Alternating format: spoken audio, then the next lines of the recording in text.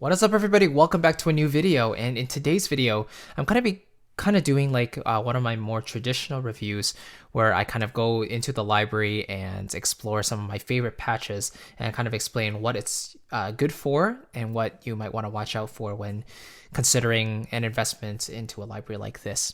So before I get too deep into it, let me just introduce the library. It's from Project Sam. It's their newest effort called Pandora. And it's the fourth installment in their Symphobia series, which caught a lot of people by surprise, actually. The first three Symfobias were more focused towards traditional film scoring with tonal elements, legato instruments, very beautiful textures and lines. And this fourth one, Pandora, really took a turn, really kind of like the polar opposite of Lumina, Symphonia 3, where this one is focused on more on like horror and action scoring. And those are kind of the two words I would use to describe this library, horror and action. So if you're a composer in either of those two areas and you don't really have a library like this dedicated to clusters, special effects, repetitions, really percussive elements, then I would definitely consider a library like this, especially because of their adaptive sync feature, which basically allows you to start at any point within your bar. So you could be starting on beat 2 if you're in 4/4, and the sample will naturally line up so it lands right on the downbeat of the next bar, and that is very, very cool. So there's only one other company that does this as far as I'm aware in terms of orchestral samples, and that is Cinesamples with their Cinestrings runs. But let me just go through and demonstrate kind of how this works. So let's just say I'm going along and I have this click going. Let me turn this on. Let's zoom in here and look at the logic session. And right now it's going 1, 2, 3, 4, 1, 2. So if I play something, let's say on beat 1, it sounds like this. Right? So very nice and natural, and it starts on beat 1, lands on the beat 1 of next bar. But what if I start on beat 2? 2, 3, 4, 1, 2, 3, 4. Sounds just as good, right? Let's start on beat 3. 2, 3, 4. Right? And the reason why this is possible is because Project Sam actually went through and recorded these risers and transitions of different lengths. So the machine, or the technology, the scripting allows the software to choose one of these samples or different lengths and apply that to the exact situation that you're in. So if you're playing something on beat 3 and it needs to land on beat 1 of the next bar, then obviously it needs to choose a shorter length of recording, right? Versus if you start on beat 1 and want to land on beat 1 of the next bar, then it can choose a longer one. So there's a little bit of time stretching involved, but it all sounds very, very seamless. So this is a lot of effort for this feature, which is really, really cool. So the good thing about that is you don't really have to nudge any MIDI or basically bounce things to audio and then realign it or anything crazy like that. You can just literally play it in and it's done. That's it. Okay. So let's go open this, and you'll see that there's basically 7 different folders, and I've chosen some of my favorites from each folder. So the big builder is really cool. You have these 3 layered patches, and you can turn any of them on and off if you want to, and you can also, adjust the levels of each of the patches. So let's say I didn't want any harp, so I could take that out, and you hear this. If I turn it on and I want lots of harp and bring up the mix level,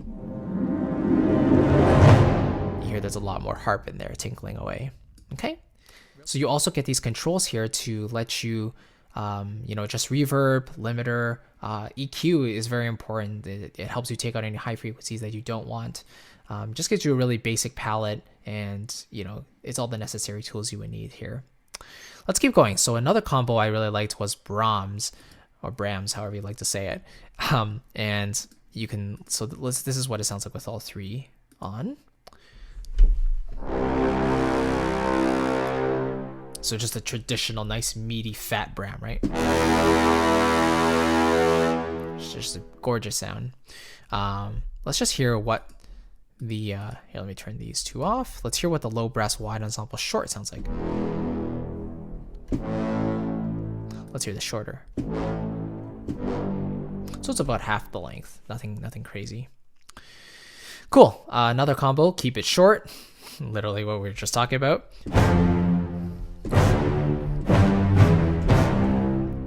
These are basically like instant gratification patches. And if you watch their first walkthrough video, Project Sam shows that you can actually turn off the percussion, so you get this. But I personally like it with those on. So these are great for impacts. Okay. Very beautiful sound, by the way. I can't really fault the sound. It's gorgeous. Some Brahms in the collection sounds like this.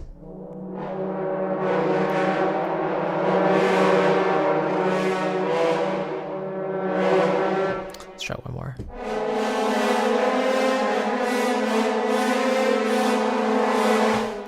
So this is a very niche application for this one. You would basically use it in moments of high tension, right? Or if something is building, if there's a swarm of bees or something, you know, you can have fun with it.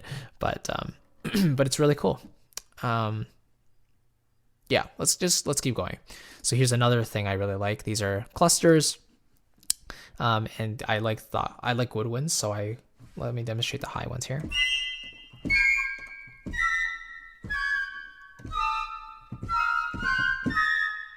These are pretty good for like accents when you're finishing a phrase or you're finishing a scene. You just want to give a nice firm accent. Put that in there. Tutti orchestra. So now we get to hear the sync feature again. So let's play a note.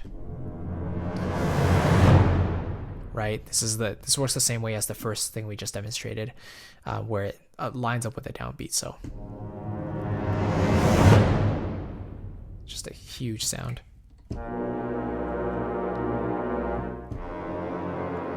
And you get these nice orchestra sustains here instead of the risers. All right, so let's move on. So now we're on the tonal section, and we have quite a few options actually for each section of the orchestra. The percussion has its own dedicated folder, but the brass shorts sound like this.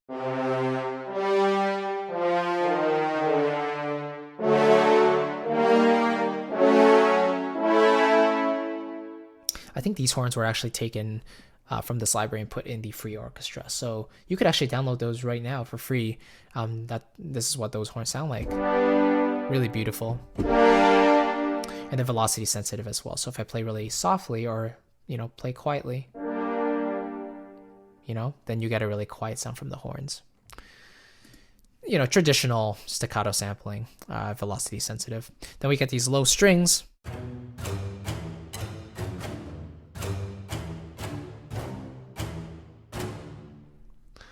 So just a very useful articulation there. And you'll see like all of these different articulations are mainly either dynamic, so they have swells, crescendos, decrescendos, or they're on the shorter side. So you have con leños, which are a natural attack. The shorts like staccatos, right? Things like that. There's no really long held sustains because that's not what this type of library is. It's mainly for action cues and, you know, more upbeat styles of music that require rhythmic pulse. So let's go. Okay, so now we're on the pulses folder. Pulses you can think of as like repetitions. So this is what it sounds like for the brass. Oh, sorry. And again, this is velocity sensitive. I mean, they will do a crescendo no matter what, but if I play lightly, the overall crescendo is at about an MP level. So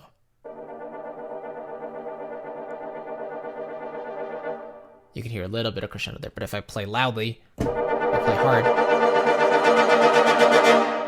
right? And then you can adjust the length of the swell. And then this one. So let's double the length there.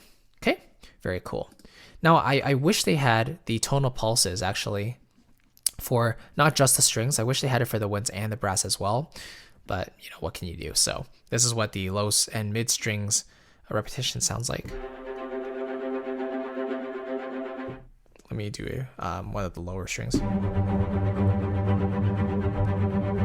Now, one really cool feature I wanted to show you, and if you watch their walkthrough video, they actually demonstrate this, but the blue and the yellow ranges here are for the repetitions, but the upper ones are for actual staccato samples. Individually recorded. So if you wanted to end your repetition with a really cool and natural ending, then you would use, for example, a repetition from here and then finish it off with a staccato sample from here. So I'm going to use a G here for for the repetition, and then end it off with the staccato sample at the top. Okay. Now for some reason the repetition is quite a bit softer right now, so I'm going to see if I can turn that up a little bit with the mod wheel. There we go. So let me try that again. There we go. Because if I don't activate the staccato sample at the very top here, and if I only use this repetition, it sounds like this. You hear how the room just completely cuts off. You don't get any room tail. So you just want to be careful and make sure you use one of these if that's kind of the effect you're going for. Next, we have the string downers collection. Again, these are tempo synced.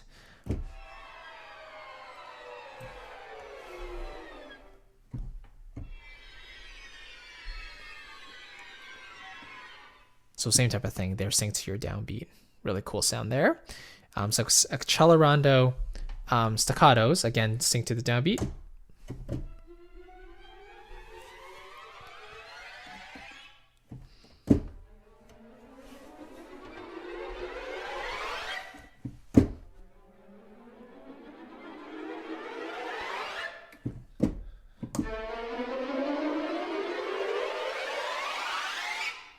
Nice. Kind of a scary moment there. And then finally we have our percussion section. So I pulled up the two patches. Yeah, there we go. So for one, I've pulled up the cinematic drums, which is a combination of the gran casa, tam tam, and the toms kind of thing. So it sounds like this, really cool. Oh, sorry, let me do the crescendo.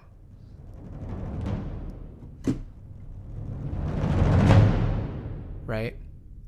Now the yellow range is kind of interesting. So the bottom range, it has all the different velocity layers and dynamic layers mapped to these different keys, so you can play them however you like to get your percussion pattern, right? But these upper ones are more mapped like the LA Modern Percussion Library, where the lower keys have the softer dynamic layers and the top ones have louder ones. So you can go, for example, like this. Just take a look at this range right here.